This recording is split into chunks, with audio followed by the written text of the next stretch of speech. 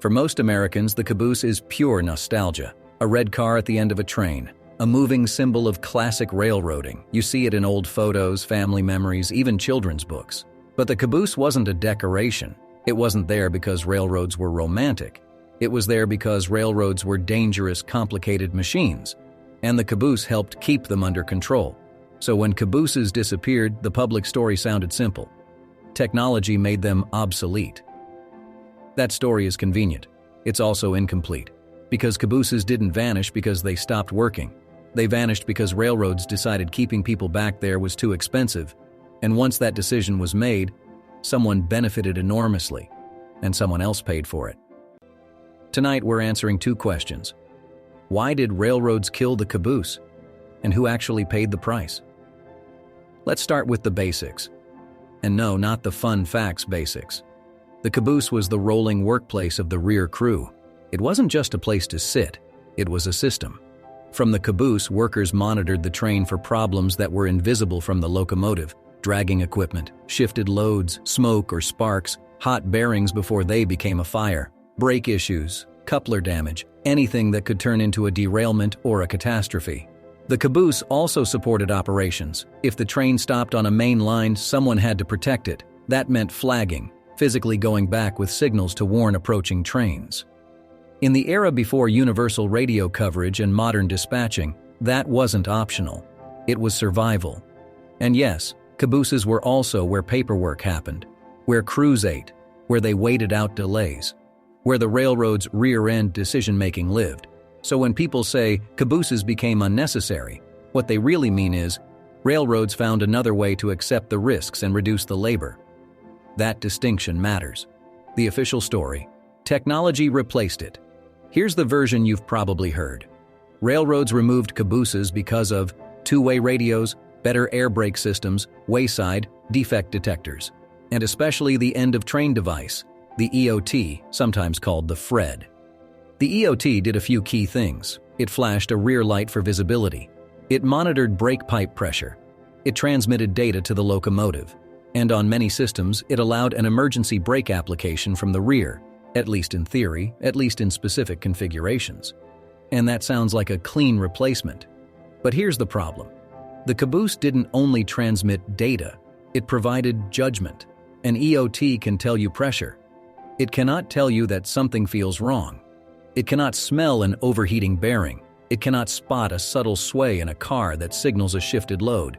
It cannot make a decision based on experience. Technology didn't replace the caboose. Technology replaced the minimum requirements railroads were willing to pay for. The real driver: economics and power. So why did the caboose disappear so fast? Because once railroads were allowed to run leaner, they fought hard to do it. By the late 1970s and into the 1980s, the American railroad industry was transforming. Competitive pressure from trucking was brutal. Customers wanted lower rates and faster service. Railroads wanted flexibility. And they wanted to cut costs that didn't directly generate revenue. A caboose costs money in multiple ways. It's another car to maintain another set of inspections, repairs, wheels, bearings, and components. Another piece of equipment to store, move, and manage. And most importantly, it's tied to crew positions. And crew positions are not just payroll. They're power. A crew position is a union job. It's seniority. It's work rules. It's negotiated protections. It's a voice on the property. When railroads removed cabooses, they weren't just removing a car. They were shrinking labor, reducing headcount, and increasing operating leverage. And that's why this change wasn't primarily about new gadgets. It was about control and money. Who benefited? The immediate winners were the railroads themselves. With cabooses gone, they could reduce crew size on many trains, run longer trains with fewer people, cut the costs tied to rear-end operations, standardize procedures around simpler equipment, and improve margins. From a spreadsheet perspective, it was clean. One less car, fewer wages, fewer claims, less complexity, and once one major railroad proved it could operate without cabooses at scale, the rest had to follow to stay competitive. Not because cabooses were bad, because cabooses were expensive. This is how industries change. Not when the old way stops working, but when the new way is good enough and cheaper. Who paid? We're not there yet. but you already feel it. Now the real question, who paid the price? Because the cost didn't disappear, it moved. Some of it moved on to workers, through lost jobs and reduced bargaining power. Some of it moved into the system, through thinner safety margins and fewer eyes on the train. And some of it moved into the public, through the long-term consequences of an industry designed around minimum labor, maximum output. But to understand who paid, we have to be honest about something. The caboose didn't die because it was useless.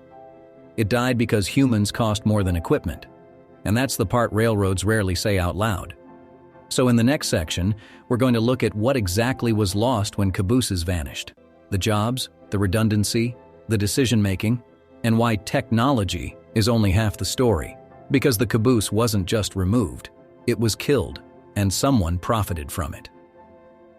The jobs that vanished, quietly. When cabooses disappeared, railroads didn't just remove a piece of equipment, they removed a whole category of human work. Rear-end crew roles, the people who lived in that caboose, who worked from it, became harder to justify on paper. And once something becomes hard to justify on paper, it becomes easy to eliminate in negotiations. This is the part that gets sanitized in most explanations. Because technology replaced it sounds clean. It sounds modern. It sounds inevitable. But in real life, it meant fewer people working trains.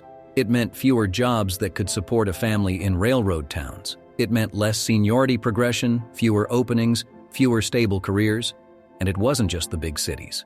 The impact hit small places first, where railroads were often the backbone of local economies.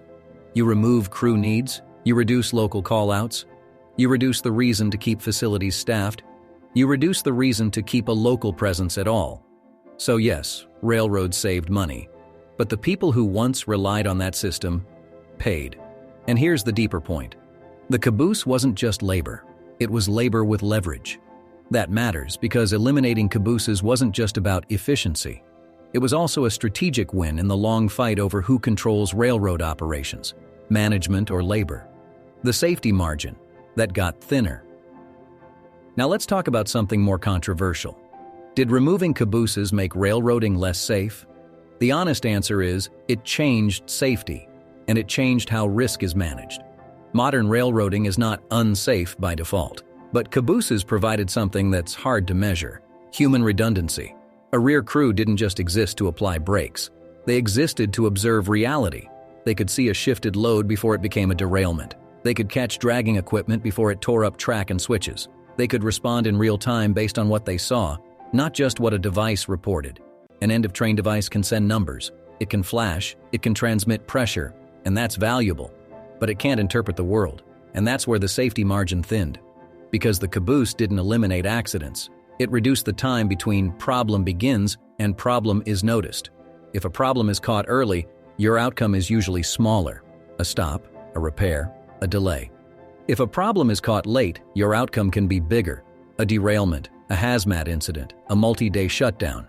So what happens when you remove human observation and rely on good enough detection? You get a system where problems can grow longer before they're seen. Again, that's not anti-technology. It's reality. And it ties back to the true driver: economics.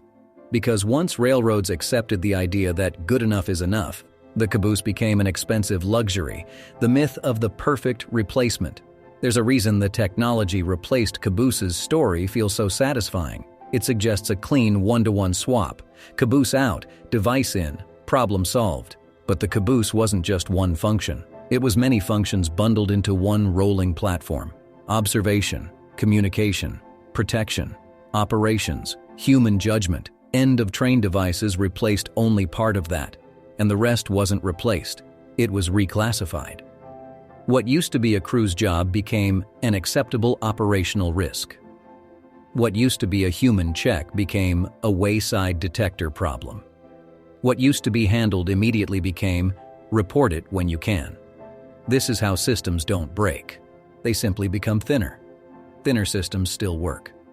Until one day they don't. And then everyone acts surprised. So when railroads say cabooses were obsolete, what they really mean is, we found a cheaper configuration that usually works. And usually works is the heartbeat of modern logistics. The other cost, what the public never votes on. This is where the who paid question expands, because the caboose wasn't removed by the public. Most people didn't even notice it was gone until years later. This was an internal decision shaped by economics, regulation, and negotiation. And that's a pattern worth recognizing. Some of the biggest changes in American infrastructure happened quietly, not through public debate, but through operational decisions. When the caboose vanished, the cost didn't disappear. It moved. It moved into workers losing positions and leverage, communities losing stable jobs, a railroad system optimized for fewer humans, and a safety model that depends heavily on detection technology, maintenance discipline, and procedural compliance. The public didn't vote on that trade-off, but the public lives with its consequences. Because when railroads run lean, the gains are private, but the risks are distributed. That's not a conspiracy, it's how incentives work. Why railroads never went back? So if cabooses provided real value, why didn't railroads keep them? Because once you restructure a system around fewer people, you can't easily reverse it.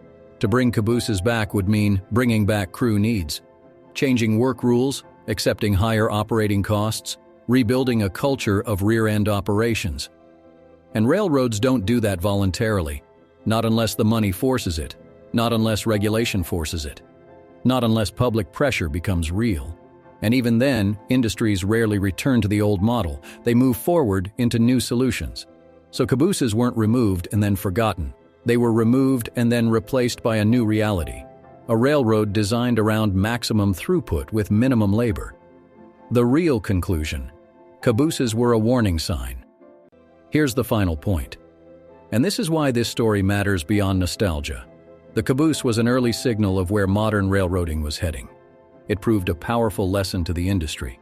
If you can reduce labor and keep operations running, you will. If you can frame cost-cutting as technology, you can sell it to the public. And if the downsides are delayed and spread out, the change becomes permanent. Cabooses didn't disappear because they stopped working. They disappeared because the railroad decided humans were the most expensive part of the train. And once that idea takes hold, it doesn't stop at cabooses. It reshapes everything. So why did railroads kill the caboose? Because it wasn't a car to them. It was a cost. And who paid for it? Workers paid, in lost jobs and lost leverage. Communities paid, in shrinking railroad employment and fewer local routes.